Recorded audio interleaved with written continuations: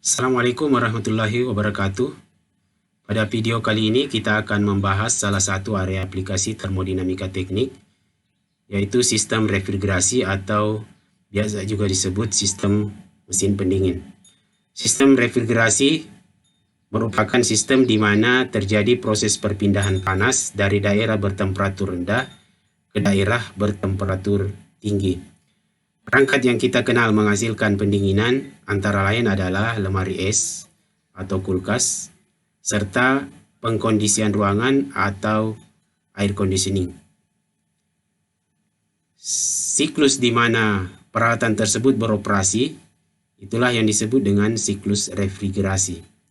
Siklus refrigerasi yang paling sering digunakan adalah siklus refrigerasi kompresi uap, di mana fluida kerja dalam hal ini disebut dengan refrigeran, diuapkan dan dikondensasi secara bergantian, dan dikompresi dalam fase uap. Siklus pendinginan yang lain yang dikenal adalah siklus pendinginan gas, di mana refrigeran tetap berada dalam fase gas sepanjang siklus. Dalam materi ini juga nanti akan dibahas mengenai siklus refrigerasi kasket, di mana lebih dari satu siklus pendinginan digunakan.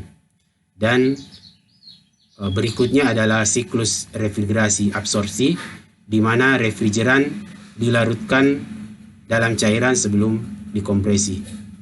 Materi ini dapat diperoleh atau dilihat pada referensi kita, yaitu Thermodynamics and Engineering Approach edisi ke-8, karangan Yunus Cengel dan Michael Bowles, edisi tahun 2015. Capaian pembelajaran dalam materi ini yang pertama, memperkenalkan konsep refrigerator dan pompa kalor serta ukuran kinerjanya. Yang kedua, menganalisis siklus refrigerasi kompresi uap ideal. Yang ketiga, menganalisis siklus refrigerasi kompresi uap aktual. Yang keempat, meninjau faktor yang perlu diperhatikan dalam memilih refrigeran yang tepat untuk suatu aplikasi. Yang kelima, mendiskusikan pengoperasian sistem refrigerasi dan pompa kalor. Yang keenam, mengevaluasi kinerja sistem refrigerasi kompresi uap inovatif. Yang ketujuh, menganalisis sistem refrigerasi gas. Yang kedelapan, memperkenalkan konsep sistem refrigerasi absorpsi. Refrigerator dan pompa kalor. Kita semua mengetahui bahwa kalor mengalir ke arah penurunan temperatur, yaitu dari temperatur tinggi ke temperatur rendah. Proses transfer kalor ini terjadi secara alamiah, tanpa memerlukan perangkat apapun. Namun untuk proses sebaliknya, hal ini tidak dapat terjadi dengan sendirinya. Pemindahan kalor dari daerah bertemperatur rendah ke daerah bertemperatur tinggi membutuhkan perangkat khusus untuk memaksa proses ini terjadi. Perangkat khusus yang dapat memindahkan kalor dari daerah bertemperatur rendah ke temperatur tinggi disebut refrigerator atau kulkas atau lemari es. Sementara heat pump atau pompa kalor pada dasarnya adalah perangkat yang sama dengan kulkas, hanya berbeda dalam tujuan pemanfaatannya. Tujuan dari refrigerator adalah untuk mempertahankan ruang yang didinginkan pada temperatur rendah dengan melepaskan kalor dari ruangan tersebut. Pada gambar 11.1a, QL adalah besarnya kalor yang dibuang dari ruang yang didinginkan pada temperatur TL, dan QH adalah besarnya kalor yang dilepaskan ke ruang hangat pada temperatur TH, dan Wnet adalah kerja input bersih ke refrigerator.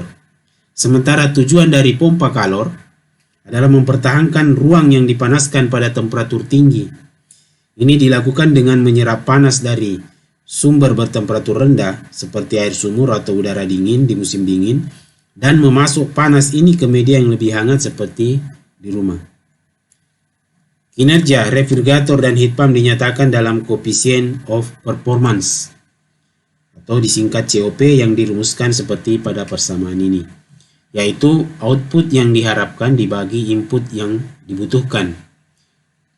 Untuk COP refrigerasi, yang digunakan adalah efek pendinginan, sementara COP heat pump adalah efek pemanasan. Atau dengan kata lain, QL per Wnet in untuk COP refrigerasi dan QH per Wnet in untuk COP heat pump. Hubungan antara kedua parameter ini yaitu COP heat pump sama dengan COP refrigerasi ditambah 1 untuk nilai tetap dari QL dan QH. Dari materi termodinamika 1 pada bab 6 kita mengetahui bahwa siklus Carnot adalah siklus reversible total yang terdiri dari 2 proses isothermal reversible dan 2 proses isentropik. Siklus ini memiliki efisiensi termal maksimum untuk batas temperatur yang diberikan dan berfungsi sebagai standar terhadap siklus daya yang sebenarnya ketika dibandingkan. Karena ini adalah siklus reversible, keempat proses siklus Carnot dapat dibalik. Membalikkan siklus juga membalikkan arah interaksi panas dan kerja. Hasilnya adalah siklus yang beroperasi dalam arah berlawanan pada diagram TS yang disebut siklus Carnot terbalik. Siklus Carnot terbalik adalah siklus refrigerasi paling efisien yang beroperasi antara TL dan TH. Seperti diperlihatkan pada gambar 11.2, ini adalah skema refrigerasi Carnot dan diagram TS dari siklus Carnot terbalik. Namun ini bukan model yang cocok untuk siklus refrigerasi karena proses 2 ke 3 dan 4 ke 1 tidak praktis. Dimana karena proses 2-3 melibatkan kompresi campuran cairan uap, sementara di proses 4 ke 1 itu melibatkan ekspansi refrigeran dengan kadar air tinggi dalam turbin. COP refrigerasi untuk Carnot yaitu 1 per TH per TL kurang 1, sedangkan untuk heat pump adalah 1 per 1 kurang TL per TH.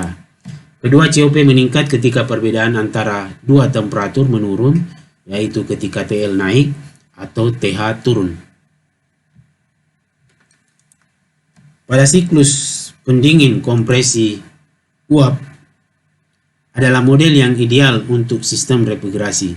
Berbeda dengan siklus Carnot terbalik, refrigeran diuapkan sepenuhnya sebelum dikompresi dan turbin diganti dengan perangkat throttle atau katup ekspansi. Nah, kita bisa lihat untuk proses 1 ke 2 adalah proses kompresi isentropik pada kompresor. Kemudian proses 2 ke 3 adalah proses pelepasan kalor pada tekanan konstan di kondensor, dan proses 3 ke 4 adalah throttle atau menghambat aliran pada katup ekspansi, dan proses 4.1 adalah penyerapan kalor pada tekanan konstan di evaporator. Pada siklus kompresi uap ideal, refrigeran masuki kompresor pada keadaan 1 sebagai uap jenuh dan dikompresi secara isentropis ke tekanan kondensor. Temperatur refrigeran meningkat selama proses kompresi isentropik hingga jauh di atas temperatur media di sekitarnya. Refrigeran kemudian memasuki kondensor sebagai uap super panas pada kondisi 2 dan keluar menjadi cairan jenuh pada kondisi 3. Sebagai hasil dari pelepasan kalor ke lingkungan. Temperatur refrigeran pada kondisi ini masih di atas temperatur lingkungan. Refrigeran dalam fase pada kondisi 3 didorong ke tekanan evaporator dengan melewatkan melalui katup ekspansi atau biasa juga menggunakan pipa kapiler. Temperatur refrigeran turun di bawah temperatur ruang pendingin selama proses ini. Refrigeran memasuki evaporator pada keadaan 4 sebagai campuran dengan kualitas uap yang rendah atau cairan lebih banyak, dan sepenuhnya menguap dengan menyerap kalor dari ruang pendingin. Refrigeran keluar evaporator sebagai uap jenuh dan memasuki kembali kompresor menyelesaikan siklus tersebut. Siklus ini yang paling banyak digunakan untuk lemari es, sistem AC, dan pompa kalor.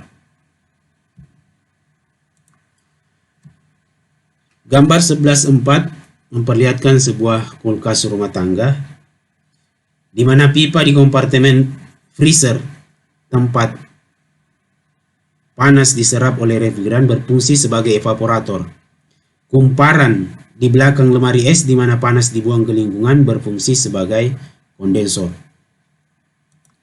Gambar 11.5 memperlihatkan diagram pH yang juga sering digunakan dalam analisis siklus pendingin kompresi uap. Pada diagram ini, 3 dari 4 proses muncul sebagai garis lurus dan perpindahan panas di kondensor dan evaporator sebanding dengan panjang kurva proses yang sesuai. Perubahan energi kinetik dan potensial refrigeran biasanya jauh lebih kecil dibandingkan kerja dan perpindahan panas. Oleh karena itu dapat diabaikan, sehingga persamaan energi steady flow pada basis satuan massa tereduksi menjadi persamaan sebagai berikut. Kondensor dan evaporator tidak melibatkan kerja apapun, sementara kompresor dapat diasumsikan secara adiabatik. Dengan demikian, COP dari refrigerator dan heat pump yang beroperasi pada siklus pendingin kompresi uap dapat dinyatakan sebagai berikut. COP refrigerasi adalah QL per W net in. Dalam hal ini adalah delta entalpi pada titik 1 dengan titik 4. Dan W net in adalah delta entalpi titik 2 dengan titik 1. Sementara COP untuk heat pump adalah QH per W net in, yaitu delta entalpi pada titik 2 dengan titik 3 dibagi dengan W net in, yaitu delta entalpi pada titik 2 dan titik 1. Jadi H1 ini adalah entalpi uap jenuh pada tekanan P1, dan entalpi pada titik 3 adalah entalpi cairan jenuh pada tekanan 3. Siklus refrigerasi kompresi uap aktual. Siklus refrigerasi kompresi uap aktual berbeda dengan siklus ideal, oleh karena sebagian besar disebabkan oleh irreversibilitas yang terjadi pada komponen-komponen mesin pendingin, terutama karena gesekan fluida. Yang ini menyebabkan penurunan tekanan dan perpindahan kalor ke atau dari lingkungan. Gambar 11.7 menunjukkan diagram skema dan diagram TS untuk siklus refrigerasi kompresi uap aktual, di mana pada proses kompresi siklus ideal itu bersifat reversibel, adiabatik, dan isentropik. Sementara pada proses kompresi yang sebenarnya itu melibatkan efek gesekan dan perpindahan panas yang dapat menambah atau mengurangi entropi tergantung pada arahnya. Oleh karena itu, entropi refrigeran dapat meningkat pada proses 1 ke 2 atau dapat pula menurun dari 1 ke 2 aksen, tergantung pada efek mana yang mendominasi. Dalam kasus ideal, refrigeran diasumsikan keluar kondensor sebagai cairan jenuh dengan tekanan yang sama ketika keluar kompresor. Pada kenyataannya terjadi penurunan tekanan pada kondensor dan pada jalur yang menghubungkan kondensor ke kompresor dan ke katup ekspansi. Selain itu, tidak mudah untuk melaksanakan proses kondensasi dengan presisi sedemikian rupa, sehingga refrigeran persis sebagai cairan jenuh dan tidak diinginkan untuk mengarahkan refrigeran ke katup ekspansi sebelum refrigeran terkondensasi sepenuhnya. Jadi pada siklus aktual, dari proses 2 ke 4, kemudian lanjut ke 5, ini terjadi proses subcooling untuk memastikan bahwa masuk ke katup ekspansi benar-benar berada dalam kondisi cairan.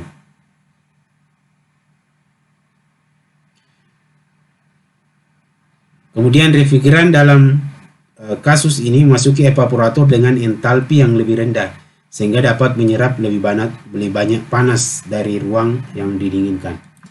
Sehingga secara ringkas bahwa perbedaan kompresi non-isentropik terjadi pada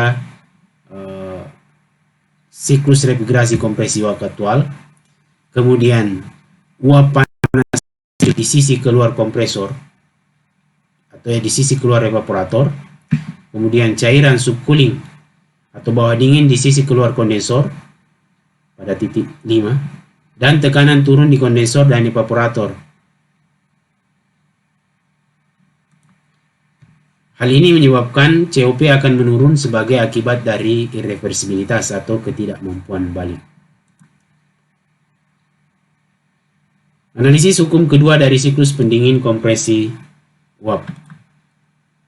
COP maksimum dari siklus refrigerasi yang beroperasi di antara batas temperatur TL dan TH diperlihatkan pada persamaan COP R max itu adalah TL per TH kurang TL.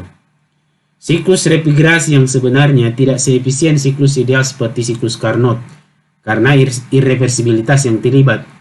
Tapi kesimpulannya bisa kita tarik dari persamaan bahwa COP berbanding terbalik dengan perbedaan temperatur TH kurang TL.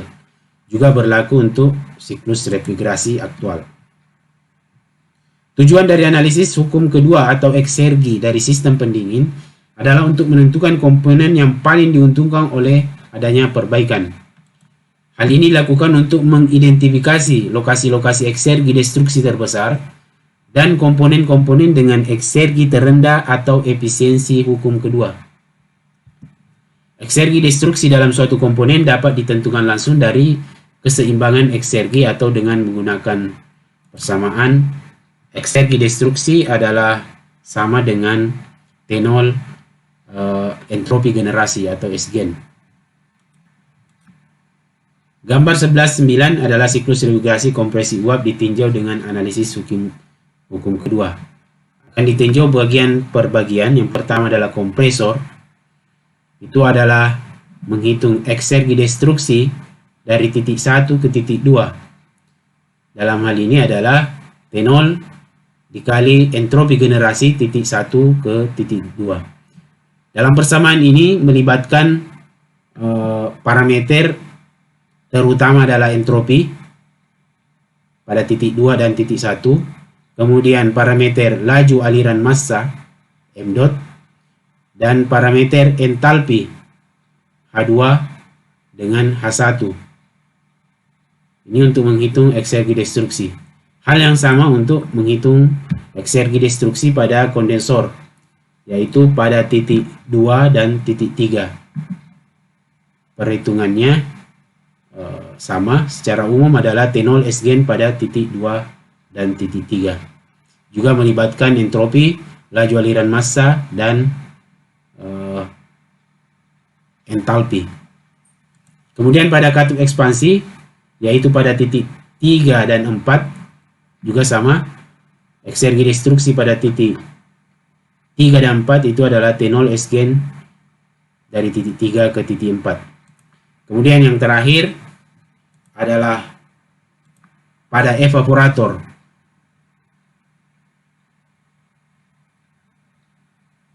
Yaitu pada titik 4 ke 1 dengan persamaan T0 Sgen pada titik 4 ke 1. Kita bisa lihat bahwa ketika TH sama dengan T0, seperti yang terjadi pada lemari pendingin, efisiensi hukum kedua pada kondensor itu sama dengan 0 karena tidak ada eksergi yang dapat dipulihkan dalam kasus ini. Dengan demikian, tingkat eksergi terkait dengan penyerapan kalor dari media temperatur rendah pada TL pada tingkat KL itu diperlihatkan dengan persamaan. Ini setara dengan daya yang dapat dihasilkan oleh mesin kalor Carnot yang menerima kalor dari lingkungan di T0 dan menolak kalor ke media temperatur rendah di TL pada tingkat KL. Perhatikan bahwa ketika TL sama dengan T0 yang sering terjadi pada pompa kalor, efisiensi hukum kedua pada evaporator itu sama dengan 0 karena tidak ada eksergi yang dapat dipulihkan dalam kasus ini. Dengan demikian, eksergi destruksi total yang terkait dengan siklus adalah jumlah dari eksergi destruksi tiap komponen, yaitu eksergi destruksi titik 1 ke titik 2, eksergi destruksi titik 2 ke titik 3, eksergi destruksi titik 3 ke titik 4, dan eksergi destruksi titik 4 ke titik 1. Dapat dilihat juga bahwa eksergi destruksi total yang terkait dengan siklus refrigerasi juga dapat diperoleh dengan mengambil selisih antara eksergi yang disuplai, dalam hal ini daya input pada kompresor, dan eksergi yang termanfaatkan, yaitu eksergi dari kalor yang diserap dari medium bertemperatur rendah. Efisiensi hukum kedua atau eksergi dari siklus kemudian dapat dinyatakan dengan persamaan berikut, yaitu efisiensi hukum kedua dari siklus adalah eksergi yang termanfaatkan dibagi dengan daya input, atau 1 kurang eksergi destruksi total dibagi dengan daya input, di mana eksergi termanfaatkan dengan eksergi daya input sebagaimana persamaan yang diperlihatkan. Selanjutnya kita bisa dapat mensubstitusikan parameter daya input dengan eksergi yang termanfaatkan ke dalam persamaan ini, diperoleh persamaan yang lain yang bisa juga digunakan dalam analisis perhitungan. Definisi efisiensi hukum kedua ini memperhitungkan semua irreversibilitas yang terkait dalam mesin pendingin, termasuk transfer kalor dengan ruang yang didinginkan dan lingkungan. Selanjutnya, memilih refrigeran yang tepat. Beberapa refrigeran dapat digunakan dalam sistem pendingin, seperti klorofluorokarbon atau biasa disingkat CFC, amonia NH3, hidrokarbon, itu jenisnya bisa propana, etana, etilena, dan lain-lain. Kemudian karbon dioksida, udara, misalnya di AC pesawat terbang, dan bahkan menggunakan air dalam aplikasi tertentu di atas titik beku. Jenisnya antara lain ada R11, ada R12, R22, R134A, dan R502, di mana jenis refrigeran ini menguasai lebih dari 90% pasar penjualan refrigeran. Sektor industri dan komersial berat biasanya menggunakan amonia. Kemudian R11 banyak digunakan pada pendingin air berkapasitas besar yang melayani sistem AC pada bangunan. R134A ini biasa menggantikan R12 yang diklaim merusak lapisan ozon, digunakan pada lemari es dan freezer domestik serta pendingin udara otomotif. R22 digunakan dalam AC window, pompa kalor, pendingin udara bangunan komersil, dan sistem pendingin industri besar. Refrigeran dikemas dalam tabung untuk dapat digunakan dalam baik mesin pendingin, sistem AC atau heat pump. Biasanya ditandai dengan warna yang berbeda-beda untuk tiap jenis dari refrigeran. R502 adalah campuran R115 dan R22. Merupakan refrigeran dominan yang digunakan dalam sistem pendingin komersil seperti di supermarket.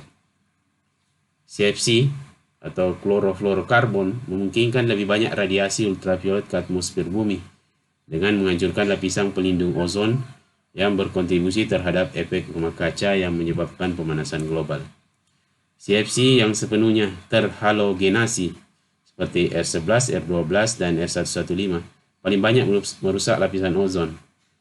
Oleh karena itu, refrigeran yang lebih ramah terhadap lingkungan telah banyak dikembangkan, termasuk oleh Pertamina itu mengembangkan satu jenis refrigeran yang diberi nama Musikul.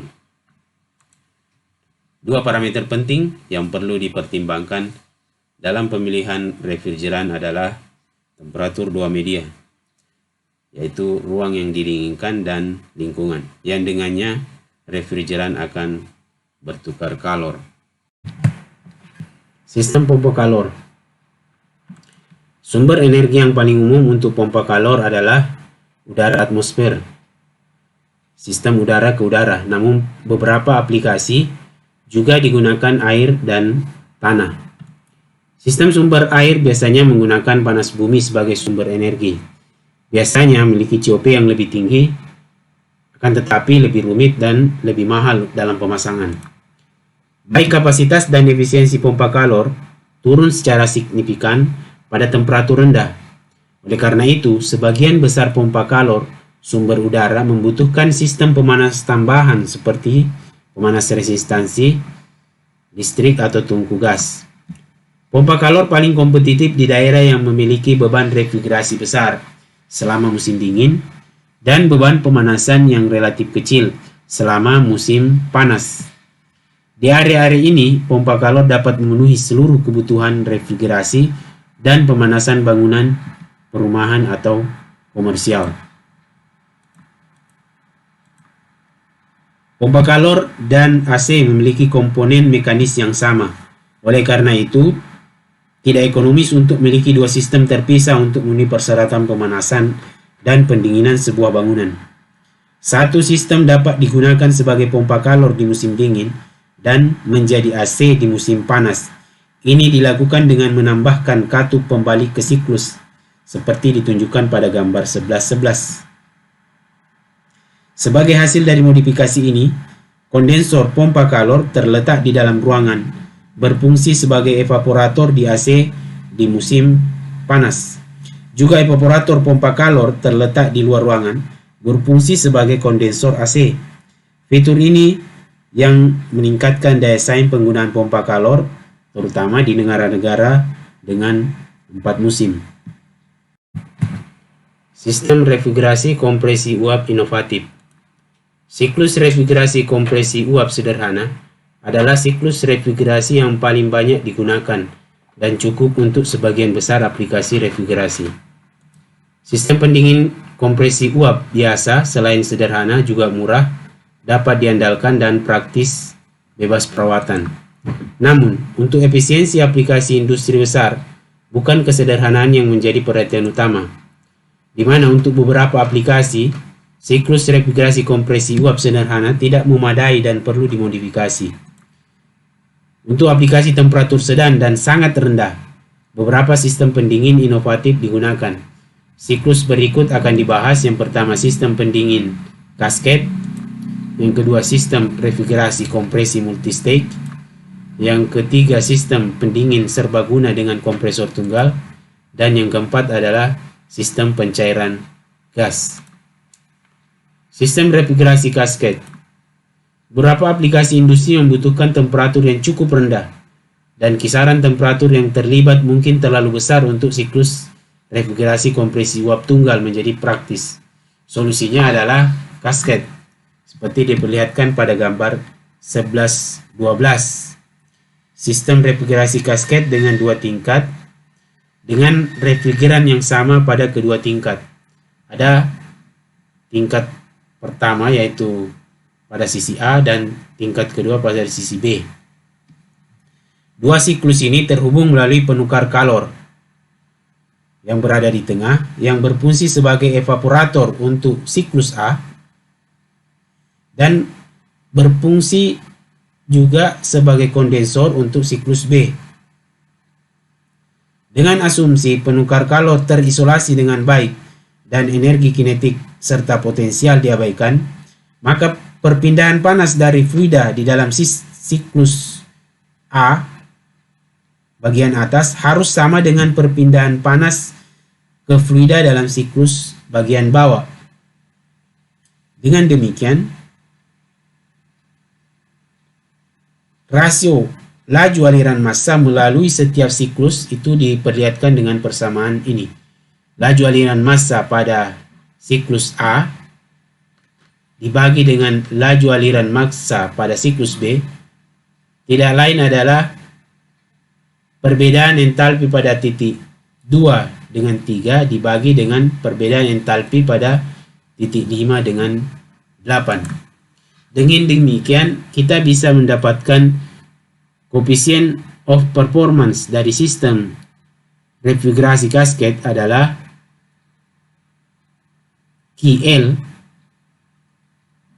yaitu kapasitas pendinginan, dibagi dengan kerja kompresor W net in. Dalam hal ini ada dua kompresor yang digunakan pada siklus A dan siklus B. Kasket meningkatkan COP sistem pendingin. Beberapa sistem bahkan menggunakan 3 atau 4 tingkat cascading. Sistem refrigerasi kompresi multitingkat.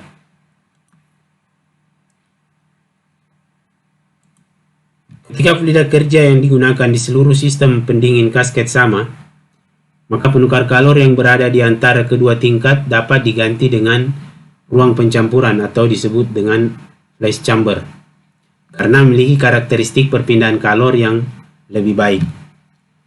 Pada sistem ini, refrigeran cair diekspansi di katup ekspansi, pertama ke tekanan flash chamber, yang sama dengan tekanan interstate kompresor. Bagian dari cairan menguap selama proses ini. Uap jenuh pada titik 3 dicampur dengan uap super panas dari kompresor bertekanan rendah pada titik 2 dan campuran memasuki kompresor bertekanan tinggi pada titik 9. Ini pada dasarnya adalah proses regenerasi. Cairan jenuh pada titik 7 diekspansi melalui katup ekspansi kedua ke evaporator, di mana refrigeran mengambil panas dari ruang yang didinginkan. Proses kompresi dalam sistem ini menyerupai kompresi 2 tahap dengan intercooling dan kerja kompresor berkurang. Perhatian harus dilakukan dalam interpretasi area pada diagram TS. Dalam kasus ini karena laju aliran massa berbeda di berbagai bagian siklus. Kita bisa lihat dari diagram TS bahwa titik 1 dengan titik 8 itu pada tekanan yang sama. Titik 2, titik 9, titik 3, titik 6, dan titik 7 pada tekanan yang sama. Dan titik 4 serta titik 5 adalah tekanan paling tinggi. Itu memiliki tekanan yang sama.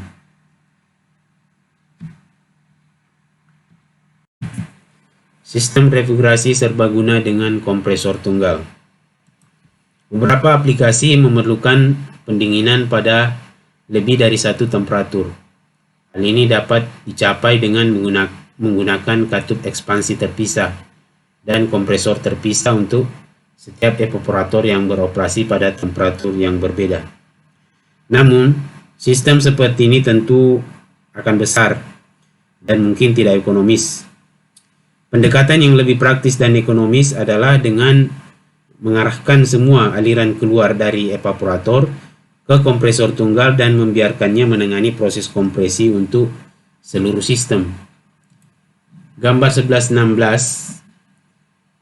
memperlihatkan diagram skema dan diagram TS untuk sebuah unit kulkas freezer dengan satu kompresor.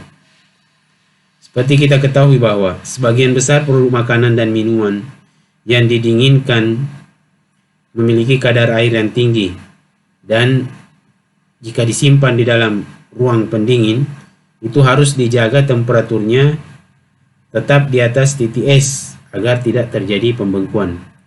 Sementara pada kompartemen freezer harus dipertahankan sekitar min 18 derajat Celcius. Oleh karena itu refrigeran harus masuk ke freezer sekitar min 25 derajat Celcius agar terjadi perpindahan panas pada tingkat yang sesuai di kompartemen freezer. Jika hanya menggunakan katup ekspansi tunggal dan evaporator digunakan, maka refrigeran harus bersirkulasi di kedua kompartemen pada temperatur min 25 yang akan menyebabkan pembentukan es di sekitar pipa evaporator dan berdampak pada produk makanan yang disimpan di kompartemen ruang pendingin. Nah, problem ini dapat diatasi dengan mentrotol refrigeran terlebih dahulu ke tekanan yang lebih tinggi, begitu pula temperaturnya, untuk digunakan di dalam ruang pendingin. Selanjutnya, baru mentrotol kembali untuk ketekanan minimum untuk digunakan di dalam freezer. Seluruh refrigeran ini kemudian yang meninggalkan kompartemen freezer baru dikompresi oleh kompresor tunggal menuju ke tekanan kondensor. Dari diagram TS bisa kita lihat bahwa untuk proses 1, kedua, ketiga itu relatif sama dengan siklus refrigerasi biasa, tetapi pada keluar dari expansion valve itu terdapat dua penyerapan kalor, terlebih dahulu di 4 ke 5 pada kompartemen ruang pendingin, kemudian setelah itu di throttle turun dari 5 ke 6 dan selanjutnya diserap kembali pada kompartemen freezer dari titik 6 1. Pencairan gas. Banyak proses ilmiah dan rekayasa penting pada temperatur kriogenik itu berada di bawah min 100 derajat Celcius, tergantung pada gas cair termasuk pemisahan oksigen dan nitrogen dari udara, persiapan propelan cair untuk roket, studi sifat material pada temperatur rendah, dan studi tentang superkonduktivitas. Gambar 11-17 memperlihatkan sistem Lin-Hampson untuk mencairkan gas. Komposisi gas dicampur dengan bagian gas yang tidak dikondensasi dari siklus sebelumnya, dan campuran pada kondisi 2 dikompresi oleh kompresor bertingkat ke kondisi 3. Proses kompresi mendekati proses isotermal karena intercooling.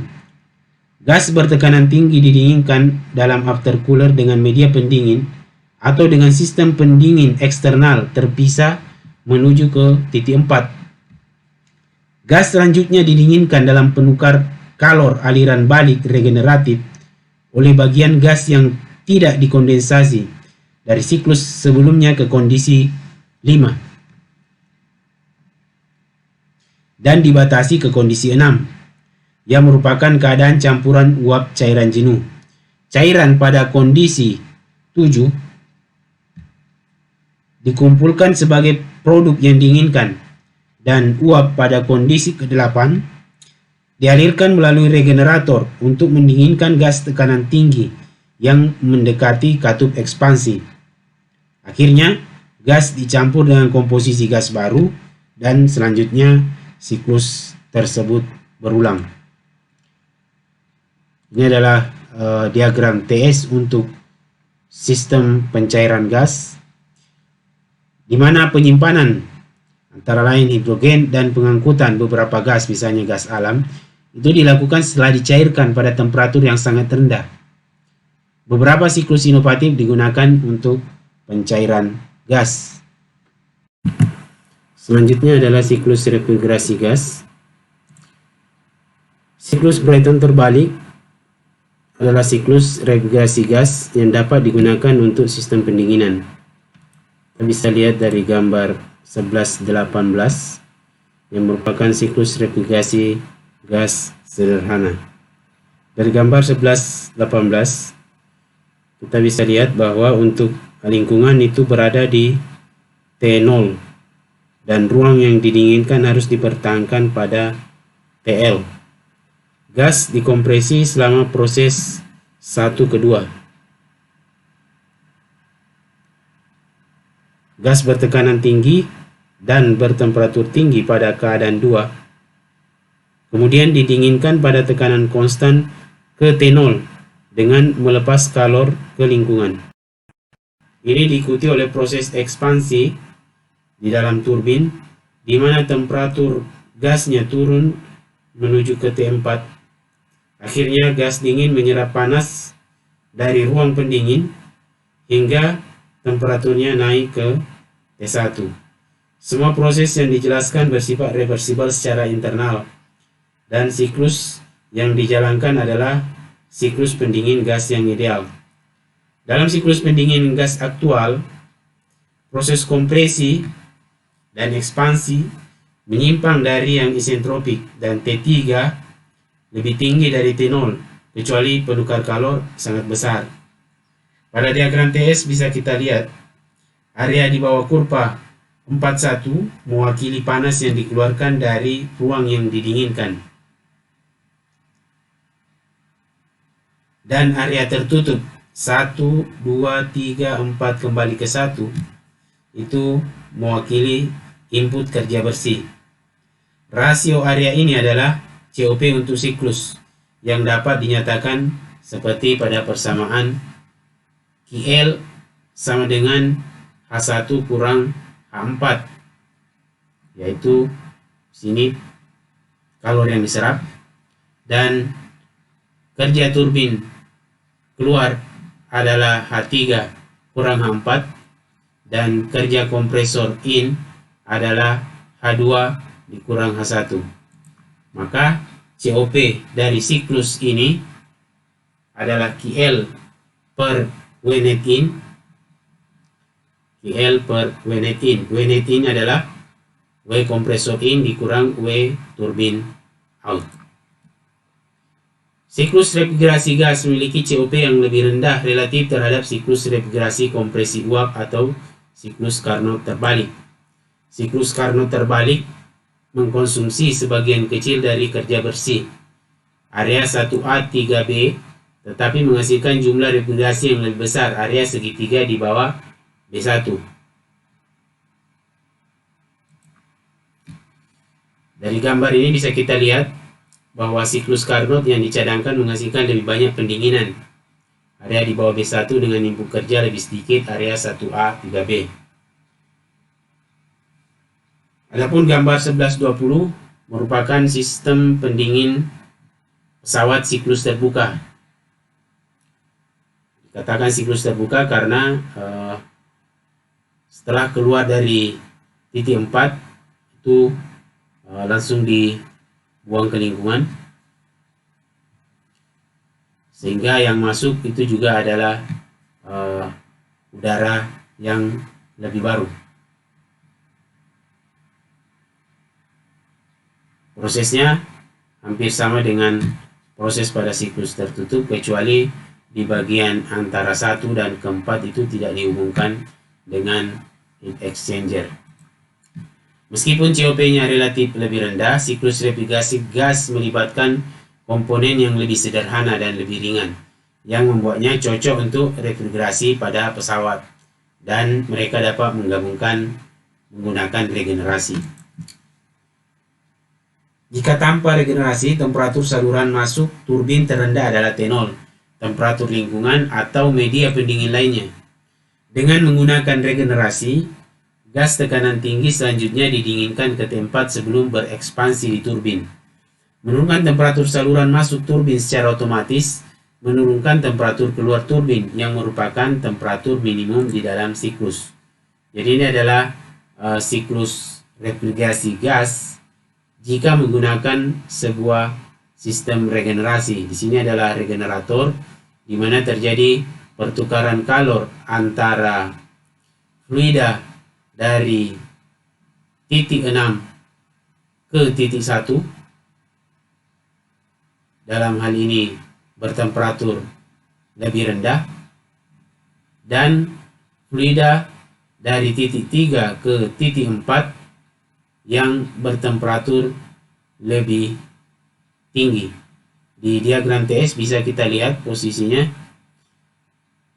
Sekaligus di sini bisa kita lihat bahwa untuk tekanan pada titik-titik tersebut bisa dilihat untuk tekanan 1, 6, dan 5 itu berada pada tekanan yang sama, dan titik 2, titik 3, dan titik 4 berada juga pada tekanan yang sama dengan tekanan yang lebih tinggi.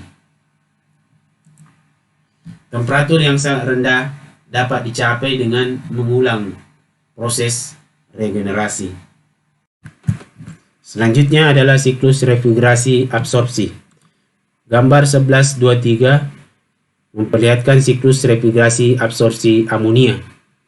Siklus ini dipatenkan oleh seorang berkebangsaan Prancis bernama Ferdinand Carr pada tahun 1859. Dari gambar ini kita bisa lihat sepintas mirip dengan sistem kompresi uap, kecuali bahwa kompresor telah tergantikan oleh mekanisme penyerapan atau absorpsi yang terdiri dari absorber, pompa, generator, regenerator, katup, dan sebuah penyiarah. Setelah tekanan NH3 dinaikkan oleh komponen di dalam kotak ini, kemudian didinginkan dan dikondensasi dalam kondensor dengan melepas kalor ke lingkungan. Kemudian dipercepat menuju tekanan evaporator dan menyerap panas dari ruang pendingin saat ia mengalir melewati evaporator.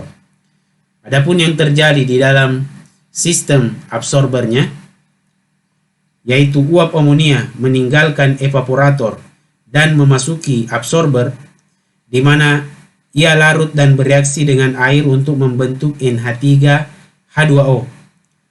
Ini adalah reaksi eksotermis. Dengan demikian, panas dilepaskan selama proses ini.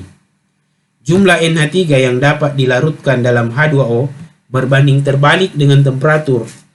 Oleh karena itu, perlu untuk mendinginkan penyerap untuk menjaga temperaturnya serendah mungkin, untuk memaksimalkan jumlah NH3 yang dilarutkan dalam air. Larutan NH3 plus H2O cair yang kaya akan NH3 kemudian dipompa ke generator. Panas ditransfer ke larutan dari sumber. Di sini terlihat sumber panasnya adalah solar energi untuk menguapkan sebagian larutan. Uap yang kaya akan NH3 melewati penyiarah yang memisahkan air dan mengembalikannya ke generator.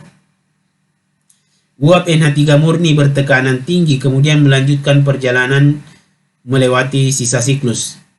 Larutan NH3 plus H2O yang panas yang kurang NH3 kemudian melewati regenerator, di mana ia memindahkan panas ke larutan kaya yang meninggalkan pompa dan didorong ke tekanan absorber.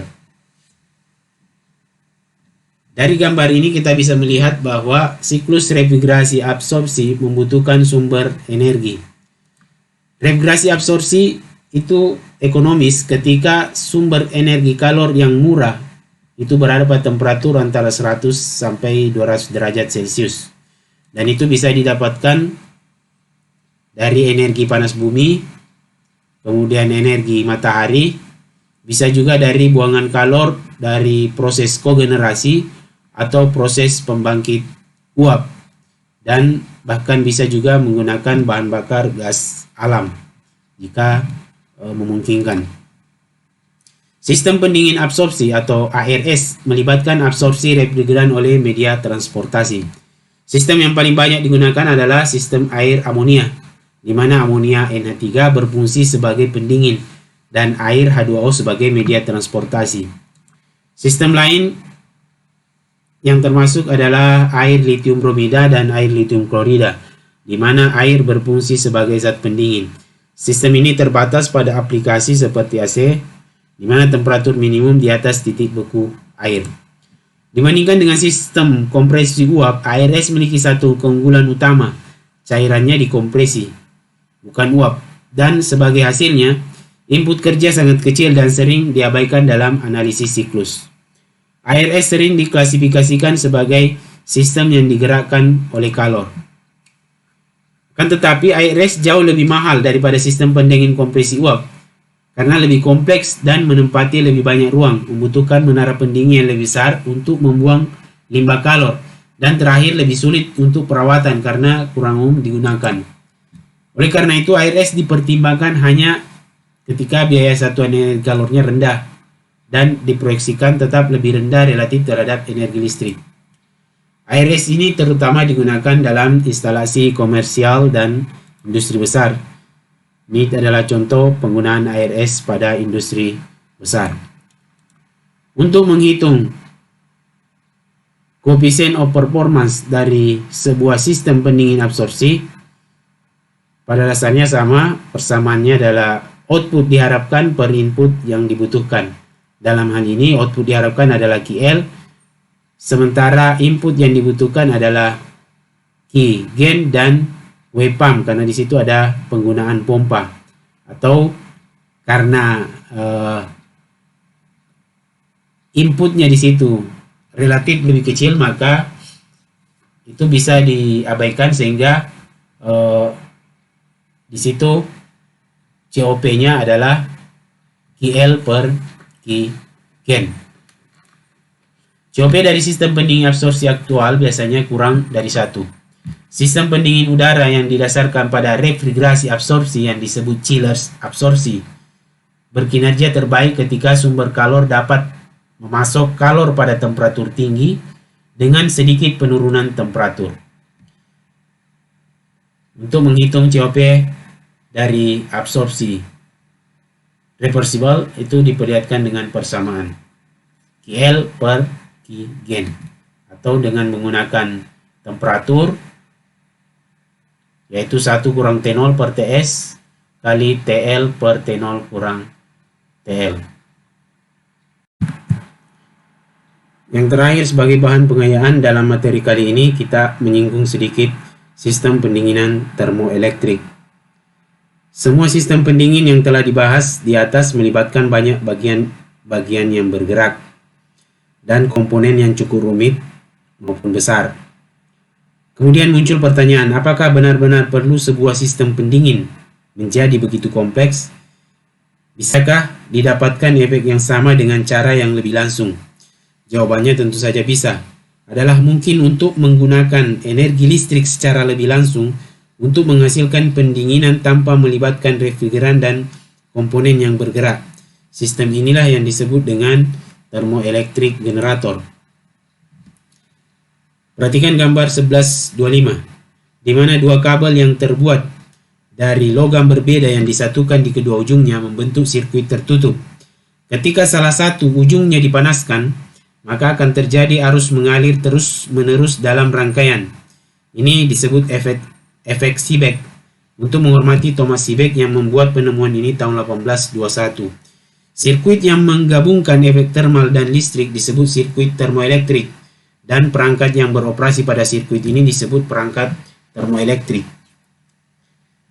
Efek Seebeck memiliki dua aplikasi utama, yaitu pengukuran temperatur dan pembangkit listrik.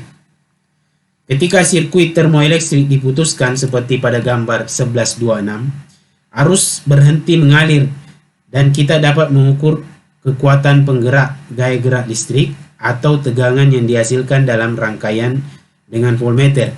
Tegangan yang dihasilkan adalah fungsi dari perbedaan temperatur dan bahan dari dua kabel yang digunakan. Oleh karena itu, temperatur dapat diukur hanya dengan mengukur tegangan. Dua kabel yang digunakan untuk mengukur temperatur dengan cara ini membentuk termokopel yang merupakan perangkat pengukur temperatur yang paling fleksibel dan paling banyak digunakan. Termokopel tipe T yang umum misalnya terdiri dari kabel tembaga dan konstantan dan menghasilkan sekitar 40 mikrovoltase yang setiap perbedaan derajat Celcius.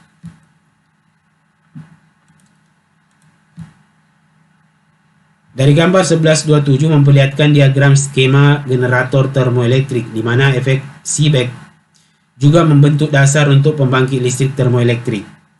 Kalor dipindahkan dari sumber temperatur tinggi ke hot junction dalam jumlah Kh dan dilepaskan ke daerah temperatur rendah dari cold junction dalam jumlah Kl. Perbedaan antara dua kuantitas ini adalah kerja listrik bersih yang dihasilkan, yaitu WE sama dengan Kh kurang Kl. Jelas dari gambar 1127 ini bahwa siklus daya termoelektrik sangat mirip dengan siklus mesin kalor biasa, dengan elektron berfungsi sebagai fluida kerja. Oleh karena itu, efisiensi termal dari generator termoelektrik yang beroperasi di antara batas temperatur TH dan TL dibatasi oleh efisiensi siklus Carnot yang beroperasi di antara batas temperatur yang sama. Kelemahan utama dari generator termoelektrik adalah efisiensinya yang rendah. Keberhasilan perangkat ini di masa depan tergantung pada bahan yang ditemukan dengan karakteristik yang lebih diinginkan. Sebagai contoh, output tegangan perangkat termoelektrik telah meningkat beberapa kali dengan beralih dari pasangan logam ke semikonduktor. Generator termoelektrik praktis menggunakan tipe N. Tipe N sangat ditekankan untuk membuat elektron berlebih, dan tipe P difokuskan untuk membuat kekurangan elektron. Bahan yang terhubung secara seri seperti diperlihatkan pada gambar 1128. Ini merupakan thermoelectric generator. Hal menarik dapat diperoleh manakala arah aliran elektron dibalikkan dalam sirkuit termoelektrik dengan secara eksternal menerapkan perbedaan potensial dalam arah sebaliknya untuk menciptakan efek pendinginan.